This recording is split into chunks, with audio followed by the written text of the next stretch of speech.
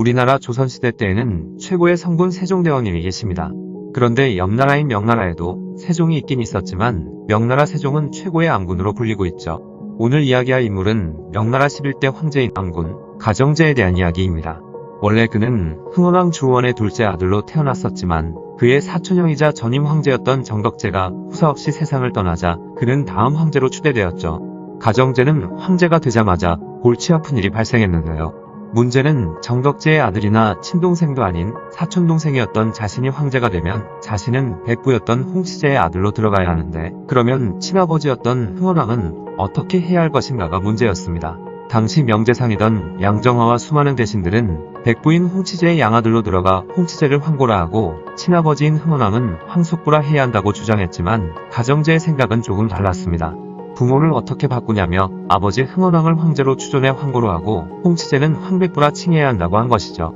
사실 별거 아닌 일이라고 생각될 수도 있지만 당시에는 정말 중요한 문제였습니다. 왜냐하면 가정제가 흥원왕의 뒤를 이은 것이 되면 황족 직계 자손들이 아닌 반계도 황제가 될 수 있다고 인정하는 셈이었기 때문이죠. 그렇게 되면 또 정덕제처럼 후사 없이 황제가 사망하게 되었을 때 황족이면 누구나 다 다음 황제는 내가 해도 되겠네 라고 생각할 수도 있고 힘만 있으면 황제가 되어 버릴 수도 있다는 것입니다.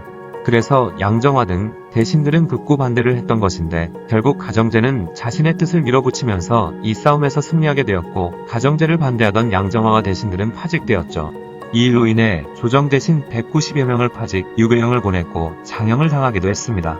이것은 조선시대 때 있었던 예속논쟁 비스무리한 것으로 이 사건을 대례의라고 불렸죠. 이후 가정제는 환관이 추천해준 도교에 심취하기 시작했는데요. 자신을 신선이라 칭할 정도였고 그러다 보니 나라를 돌보는 것에는 소홀해지기 시작했습니다.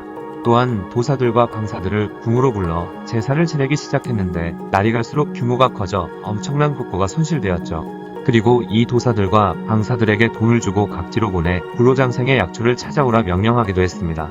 또한 그는 엄청난 호색한 이기도 했는데요. 전국 각지의 관리들을 풀어 민가의 아름다운 여인들을 선발해 궁녀로 입궁시키도록 명했습니다. 이후에도 여러 번 궁녀를 선발했는데 선발할 때마다 규모는 1000여 명에 달했고 그 중에서는 8세에서 14세의 어린 여자아이 1000여 명도 여기에 포함되어 궁으로 끌려왔죠. 그가 궁녀를 끌어모은 이유는 자신의 욕정을 푸는 것도 있었지만 바로 자신이 스스로 불로불사의 단약을 만들기 위해서이기도 했습니다. 그는 아침이슬과 어린 여자의 월경혈, 수은, 비소 등의 중금속을 섞어 단약을 만들었는데 이 단약을 원성수농단이라고 이름지었습니다. 과거의 중국인들은 수은을 신묘한 힘이 들어있는 액체로 생각했기 때문에 이걸 복용하면 오래 살 수 있다고 믿었죠. 진시 황제도 수은을 장기적으로 복용하다 결국 중금속에 중독되었을 정도였습니다. 가정제 역시 그렇게 믿고 불로불사의 명약을 만드는데 이 수은을 사용한 것이죠.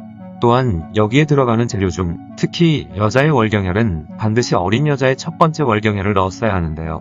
그러다 보니 전국 각지에서 궁녀로 잡아왔던 12세에서 14세의 소녀들을 궁 안에 가두어 놓고 불순물이 섞이지 않은 깨끗한 월경혈을 얻기 위해서 아침에 맺힌 이슬만 먹이고 식사도 거의 주지 않았다고 하죠.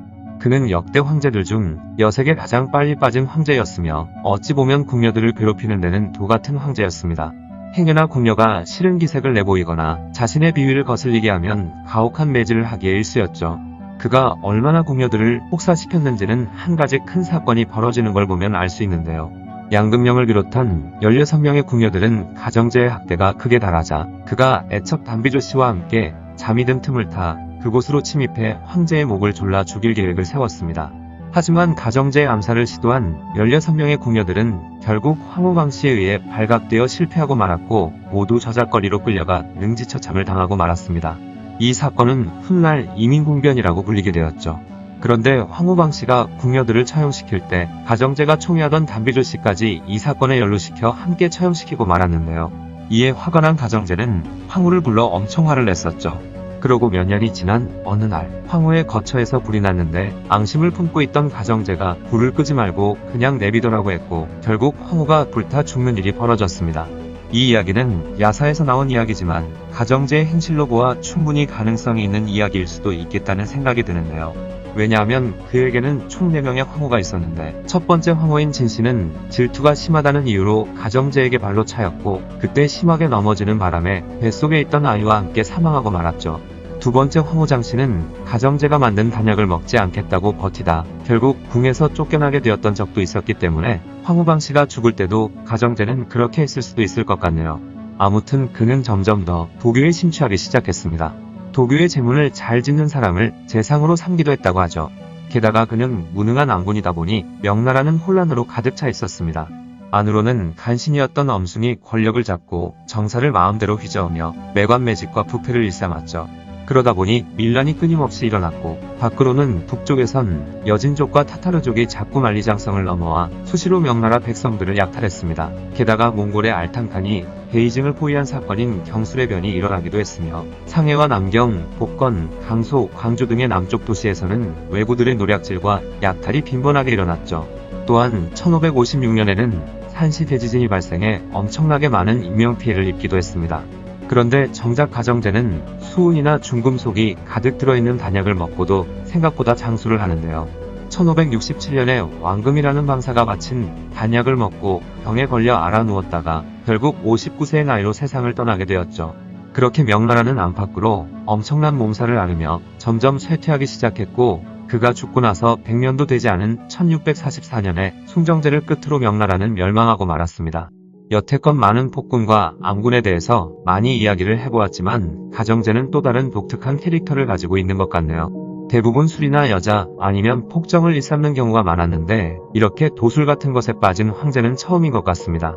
명나라 쇠퇴와 멸망에 방아쇠를 당긴 암군 가정제에 대한 이야기였습니다. 영상을 봐주셔서 감사합니다. 더 재미있고 유익한 영상으로 다시 찾아뵙겠습니다. 구독과 좋아요 꾹 눌러주시고 댓글도 부탁드려요.